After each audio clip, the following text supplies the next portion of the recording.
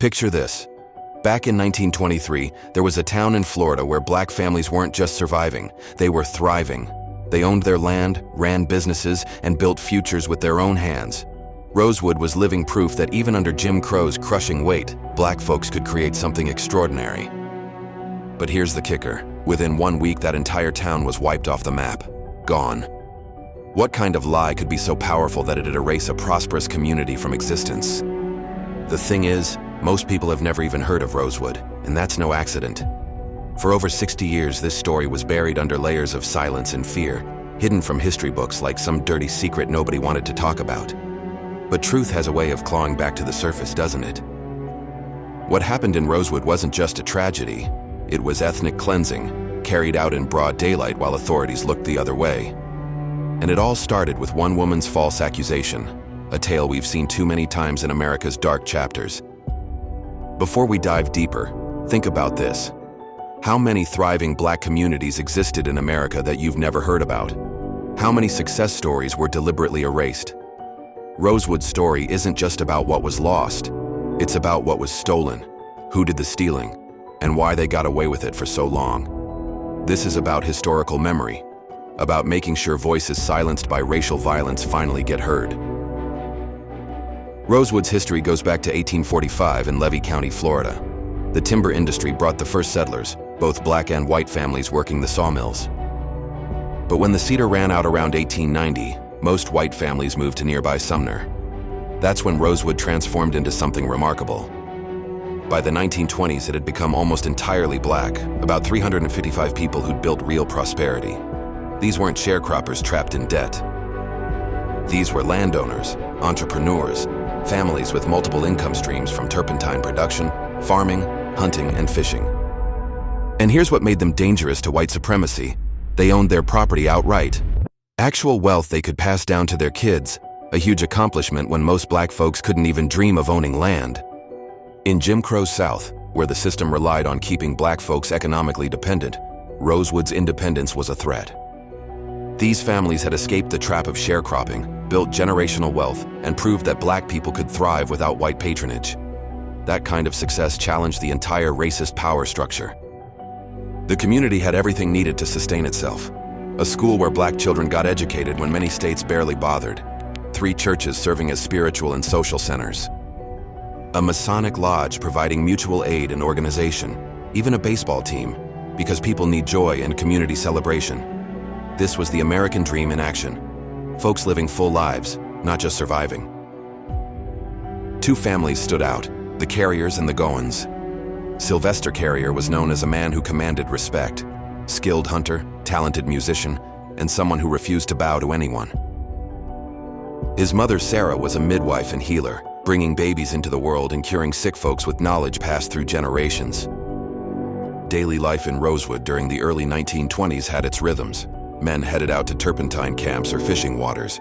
Women tended gardens and contributed income through midwifing, selling eggs, or sewing.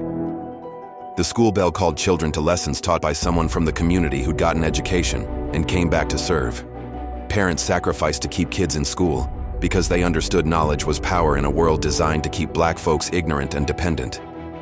The land ownership wasn't symbolic. It was real property with real value. Houses, fields, timber rights, hunting grounds. The Carrier family had substantial holdings. The Goins owned multiple parcels. These assets represented security, independence, and generational wealth. The economic diversity was impressive. Multiple income streams meant when one source dried up, families didn't go under. The social infrastructure made it a true community, with churches hosting meetings and celebrations, the Masonic Lodge providing mutual aid when families needed help. Now I need to be straight about the relationship with neighboring Sumner. On the surface, things seemed peaceful. Black folks from Rosewood would shop at John Wright's store or do business in Sumner. People would say the relationship was good or friendly. But that friendliness existed within strict boundaries everyone understood. This was Jim Crow, Florida. Black folks knew to be deferential around whites, to avoid any action that might be seen as uppity. Violating these unspoken rules could bring violence, and everyone knew it. Here's the brutal reality. Florida had one of the highest lynching rates in America. Between 1900 and 1930, black men were killed for crimes as minor as talking back to a white person or being too successful economically. The Ku Klux Klan was experiencing a massive resurgence in the early 1920s. Just weeks before Rosewood burned, Charles Wright was lynched in Perry, Florida, seized from jail, taken to the alleged victim's house, then burned alive while a crowd watched. This happened in December 1922, close enough that everyone in Rosewood would have heard about it, would have felt that fear in their bones. Despite this constant threat, Rosewood persisted and even thrived. That takes a special kind of courage, building something beautiful while knowing it could be destroyed at any moment. Families still celebrated births and mourned deaths together.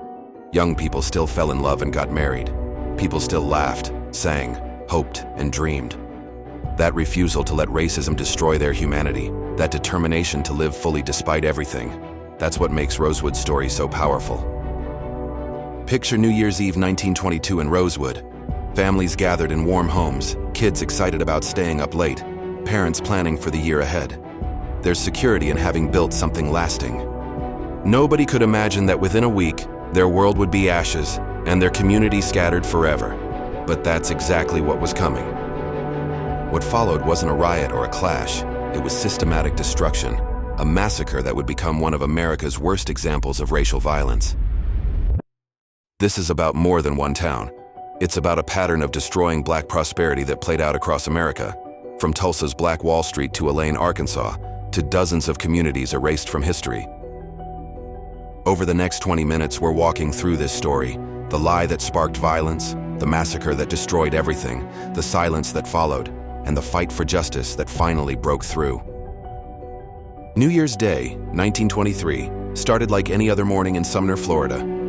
But around mid-morning, everything changed when a neighbor heard screams coming from Fannie Taylor's house. Fannie was a 22-year-old white woman married to James Taylor, a millwright. When neighbors found her that morning, she was bruised, her house was in disarray, and she had a story to tell. A black man had attacked her. The details were vague and inconsistent from the start, but in Jim Crow's South, consistency didn't matter. What mattered was the accusation itself. A white woman violated by a black man. That was the nuclear option, guaranteed to provoke immediate and savage retaliation. Now here's where we need to talk about what really happened, because Fannie Taylor's story almost certainly was a lie. According to the version that Rosewood survivors and their descendants have maintained for a century, Fannie had been having an affair with a white man. On that New Year's morning, her lover showed up while her husband was at work. They got into an argument, things turned violent, and he beat her. Think about Fannie's situation now. She's got visible bruises, her house is a mess, and her husband's gonna be home soon asking questions she can't answer honestly. If she admits to the affair, her marriage is over, her reputation is destroyed. But she's got another option. She can blame a black man. It's the perfect cover story because in 1923 Florida, nobody would dare question a white woman's word about such things. Within hours, her husband James and Sheriff Robert Walker assembled a posse to hunt down the attacker. They needed a suspect, and they found one fast, Jesse Hunter, a black man who'd recently escaped from a convict labor camp. Hunter had absolutely zero connection to Fannie Taylor. No evidence linking him to her alleged attack, nothing. But he was black, he was an escapee, and he was in the area. In the twisted logic of white supremacy, that made him guilty enough. The hunt was on, and the violence started spreading beyond just finding one person. It became about terrorizing the entire black community. That same afternoon, the posse encountered Sam Carter, a well-respected blacksmith from Rosewood. Sam was just going about his business when they grabbed him and accused him of helping Jesse Hunter escape. Sam had done nothing wrong, knew nothing about Hunter, but the mob didn't care about truth. They tied him to the back of a car and dragged him along rough dirt roads towards Sumner, a man roped to a moving vehicle, being pulled over hard ground, rocks tearing at his body. When they got him to Sumner, they beat him, demanding information he didn't have. When Sam's coerced information led nowhere, the mob's frustration boiled over. They shot him multiple times and hung his body from a tree as a warning. This is what happens to black folks who don't cooperate, who don't know their place. Sam Carter's lynching was the point of no return. An innocent man murdered in cold blood, and you'd think that would satisfy the mob's bloodlust, but it had the opposite effect. Violence has a way of feeding on itself. The mob had tasted blood, and now they wanted more. For the next 2 days, January 2nd and 3rd, an ominous tension settled over the region. White vigilantes prowled around Rosewood's edges, making their presence known. Black families stayed inside, doors locked, watching through windows as armed white men passed by. They'd seen Sam Carter's fate and knew they could be next. The mob kept growing. Word had spread about Fannie Taylor's accusation and Sam Carter's lynching. More white men from surrounding counties started arriving. Members of the Ku Klux Klan who'd been in nearby Cross City for a rally joined the hunt. What started as a small-town posse was becoming an army. Stories circulated that got more exaggerated with each telling, not just that Jesse Hunter had attacked Fannie Taylor, but that Rosewood was hiding him, that black folks were arming themselves for an uprising. None of this was true, but truth didn't matter anymore.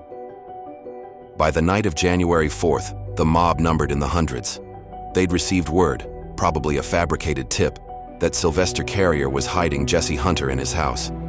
Whether anyone actually believed this, or whether it was just a convenient excuse to attack a proud black man who didn't bow to white authority, is unclear. Either way, they had their target.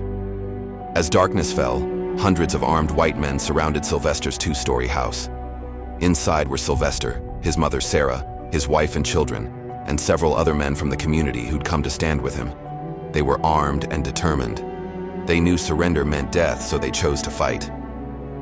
Around 8 o'clock that night, the mob made their move, shouting demands for Sylvester to hand over Jesse Hunter.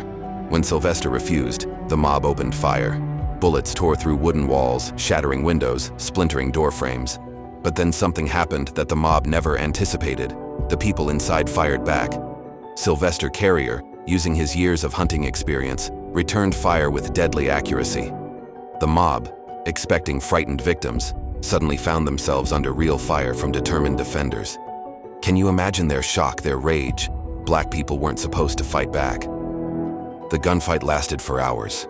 Inside the house, Sarah Carrier was hit. The elderly midwife who'd brought so many babies into the world was killed defending her home.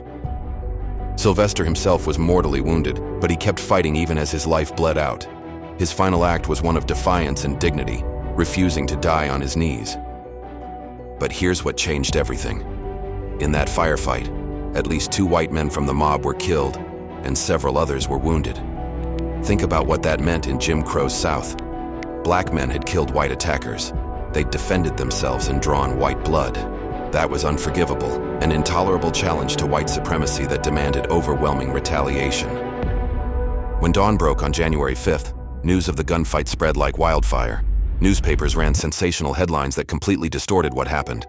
They called it a race war, portrayed Rosewood as a hotbed of black insurrection. None of this was true. This was a community defending itself, but the truth didn't matter. The narrative justified whatever violence would follow. Within hours, hundreds more white men began converging on the area. By the morning of January 5th, the mob had swollen to over 400 men, maybe more. They were armed with rifles, shotguns, pistols, and they were out for blood. This is where Sheriff Robert Walker's betrayal became crucial. As the chief law enforcement officer, Walker should have called for the National Guard, should have demanded state intervention. Instead, he contacted Governor Kerry Hardy and deliberately downplayed what was happening. He told the governor the situation was under control, that the National Guard wasn't necessary. That lie was a death sentence for Rosewood. The governor, taking Walker's word, decided not to intervene. Without state forces to stop them, the mob had complete impunity. The mob's rage had been transformed. What started as a hunt for one alleged criminal had become a campaign to punish an entire community for daring to defend itself. They weren't interested in finding Jesse Hunter anymore. They wanted revenge, and they wanted to send a message that would echo across the South. Black folks who fight back will be utterly destroyed. By mid-morning, the mob was organized and ready. This wasn't a spontaneous riot. It was a coordinated military operation designed to eliminate Rosewood completely. January 5th, 1923, dawned cold and clear over Rosewood, and within hours the town would cease to exist. What happened over the next 3 days wasn't a riot. It was a massacre, pure and simple. A coordinated campaign of racial violence designed to erase an entire community from the map. The mob, now numbering over 400 armed men, swept through Rosewood like a plague, and nothing would be left standing. The destruction was systematic and deliberate. The mob divided into groups with specific tasks. Some searched houses for people before burning them. Others scoured the woods for families trying to hide. Still others guarded roads and railroad tracks to prevent escape. This was organized ethnic cleansing, carried out with military precision. House by house, building by building, they torched everything. The churches where generations had worshipped went up in flames. The school where children had learned was reduced to ashes. The Masonic Lodge burned to the ground. Every home, every structure that represented Black prosperity and independence was deliberately eliminated. The symbolism was clear. They weren't just killing people, they were erasing history. They were wiping out any physical evidence that Rosewood had ever existed, that Black folks had built something worth preserving. The thick black smoke rising into the Florida sky was a funeral pyre for an entire community, a statement that Black success would not be tolerated. For the families of Rosewood, it was absolute hell. Imagine being woken by gunshots and screams, smelling smoke as your neighbor's house bursts into flames, seeing armed white men surrounding your home. Most ran because staying meant certain death. Men, women, children, elderly folks. They all fled into the swamps and forests.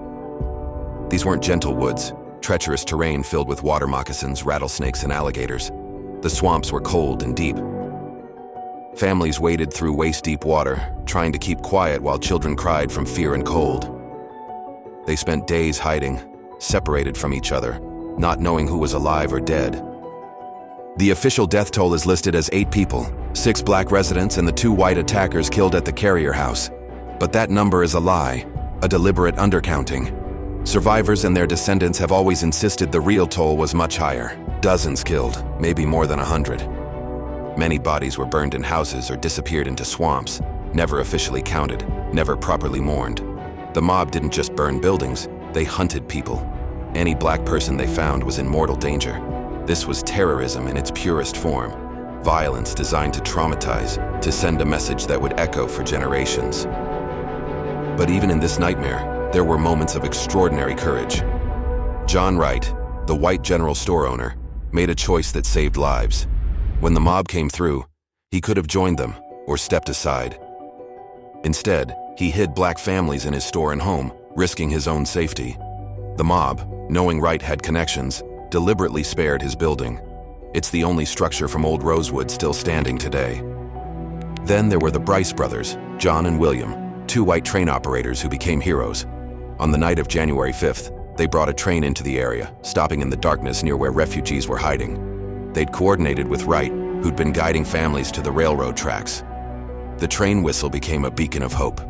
Picture that scene: women clutching babies, children holding hands, elderly folks barely able to walk, all emerging from swamps and woods. They were muddy, exhausted, traumatized. The Bryce brothers loaded as many as they could, then slowly pulled away from the burning town, carrying survivors to Gainesville and safety. These acts of courage prove that not all white folks participated in or supported the violence, but they were rare exceptions. Most either actively participated or stood by silently. By January 7th, when the violence finally subsided, Rosewood was gone. Not damaged, completely obliterated. Where homes had stood, only charred chimneys remained. The survivors were scattered across Florida and beyond, carrying nothing but trauma and memories. They'd lost everything: homes, land, possessions, community, and for many, loved ones. Families that had built wealth over generations were reduced to absolute poverty overnight. After the flames died down, something almost as devastating took hold: silence. A thick, suffocating silence that would last for more than 60 years. This wasn't accidental. It was enforced through fear, maintained through complicity, and protected by a collective decision to forget. The survivors scattered, traumatized, and terrified. Most were too scared to even speak the name Rosewood out loud. They knew that telling their story could bring that violence right back to their doorsteps. So they stayed quiet. They moved to Jacksonville, Gainesville, Tampa, or further north. They found whatever work they could and started over from nothing. And they kept their mouths shut about Rosewood, carrying the memories like heavy secrets they dared not share. When survivors did talk, it was only in whispers to their own children late at night. They'd tell their kids, "Don't trust white folks too much, don't get too comfortable, don't build anything too visible, because they can take it all away." The trauma shaped how survivors raised their children, how they approached the world. The perpetrators had even more reason to keep quiet. Not a single person was ever arrested for the destruction of Rosewood. A grand jury was convened in February 1923, just weeks after the massacre. They concluded there wasn't enough proof to indict anyone. That grand jury decision was a farce, a deliberate whitewash. The message was clear. White men could commit mass murder in broad daylight, and the legal system would protect them. So the men who'd burned Rosewood went back to their normal lives. They went to work, raised families, attended church on Sundays. And the state of Florida? They were complicit through silence and active cover-up. Despite newspaper coverage at the time, no serious investigation was ever conducted. Instead, Florida erased Rosewood from the record. The town disappeared from official maps. Census records became difficult to find. Property records went missing. School history books made no mention of the massacre. It was as if Rosewood had never existed. For 6 decades, that silence held. Rosewood became a ghost town in every sense, not just physically gone, but vanishing from collective memory. The land was reclaimed by nature. People drove past on nearby roads without knowing they were passing the site of one of America's worst racial massacres. The survivors grew old carrying their secret, but the trauma never left them. They'd wake up from nightmares about flames and gunshots. They'd flinch at sudden loud noises. And they couldn't talk about it, couldn't process it openly, couldn't demand justice. By the 1980s, most of the original survivors had died. It seemed like Rosewood would be forgotten forever. The cover-up had been successful. The perpetrators had gotten away with it. But then something remarkable happened that would change everything. In 1982, a white journalist named Gary Moore, working for the St. Petersburg Times, heard rumors about a black town that had been destroyed decades earlier.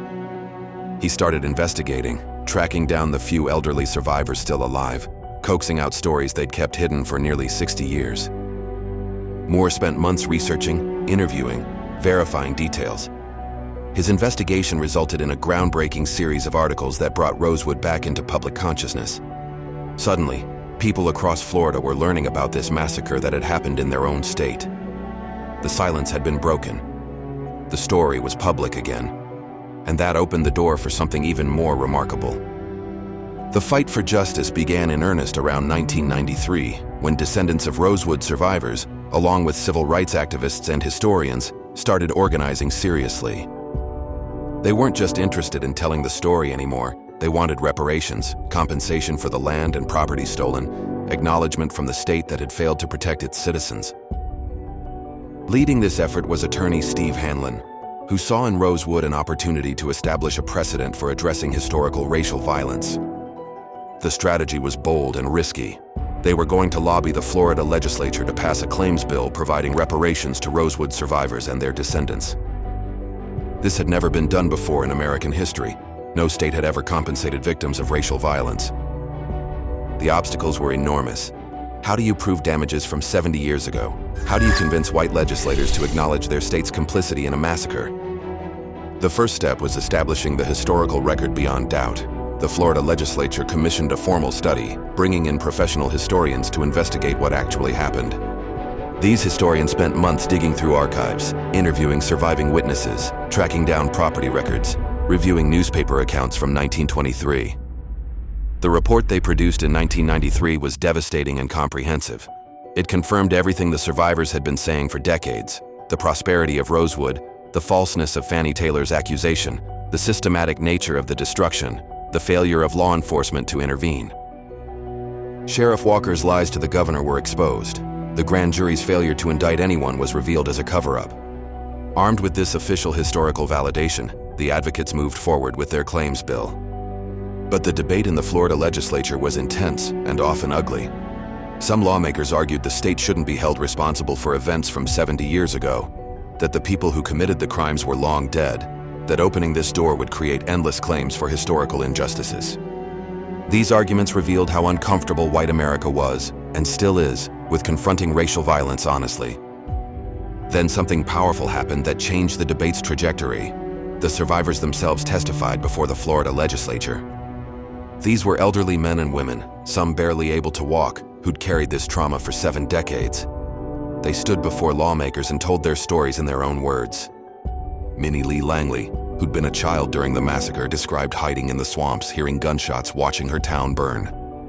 Arnett Doctor, a descendant who'd become a passionate advocate, spoke about the generational trauma and stolen wealth his family had endured. Their testimony was impossible to ignore or dismiss. These weren't abstract historical events. These were real people who'd suffered real harm and carried real scars. They spoke about the land stolen from their families, wealth that should have been passed down but was instead lost to racial violence. They described the psychological toll of living with trauma they couldn't discuss. They demanded acknowledgement, accountability, and some measure of compensation.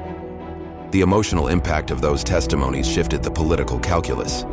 Media coverage brought national attention, creating pressure on Florida to do the right thing. In April 1994, in a moment that made history, the Florida legislature passed the Rosewood Claims Bill.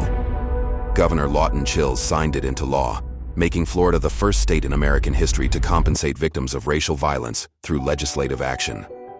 The bill allocated $2.1 million, $150,000 to each of 9 survivors who could prove they'd lived in Rosewood during the massacre, compensation for families who'd lost property, and a scholarship fund for descendants.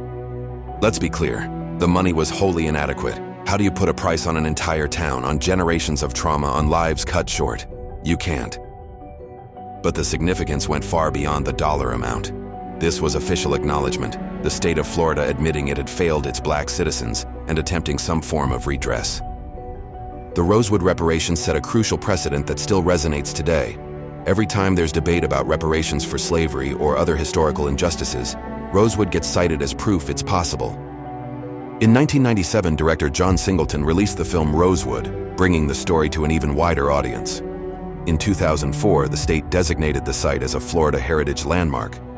Schools in Florida now include Rosewood in their curriculum. The survivors didn't live to see all these developments. Most passed away in the early 2000s. But before they died, they saw their story acknowledged, their suffering recognized, their fight for justice validated. After 70 years of silence and denial, they forced the truth into the light and won a measure of justice. So here we are, more than a century after Rosewood burned. What does this story mean for us today? Rosewood isn't just history. It's a mirror reflecting uncomfortable truths about racism in America that we're still grappling with right now.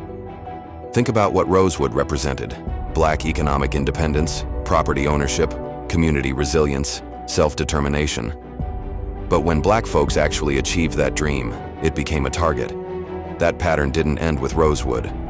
From Tulsa's Black Wall Street to Elaine, Arkansas, to countless other attacks on thriving Black communities, the message was always the same: you can succeed, but not too much. Understanding that pattern helps us see that the wealth gap between Black and white Americans today isn't just about individual choices. It's about systematic destruction of Black wealth over generations. The silence that followed Rosewood is just as instructive as the violence itself. This kind of historical amnesia is incredibly dangerous because we can't learn from mistakes we refuse to acknowledge. But the survivors and their descendants refused to let silence win. They proved that even when you've lost everything, you can still fight back. You can still demand justice, even if it comes 70 years late. Right now, there are battles being fought over how we teach American history, whether students should learn about racism's ugly realities or get a sanitized version. These debates are directly connected to stories like Rosewood. We owe it to the survivors, to their descendants, and to ourselves to tell these stories honestly. So what do we do with this knowledge? First, we remember. Every time you share this video, every conversation you have about it, you're fighting the historical erasure that almost succeeded.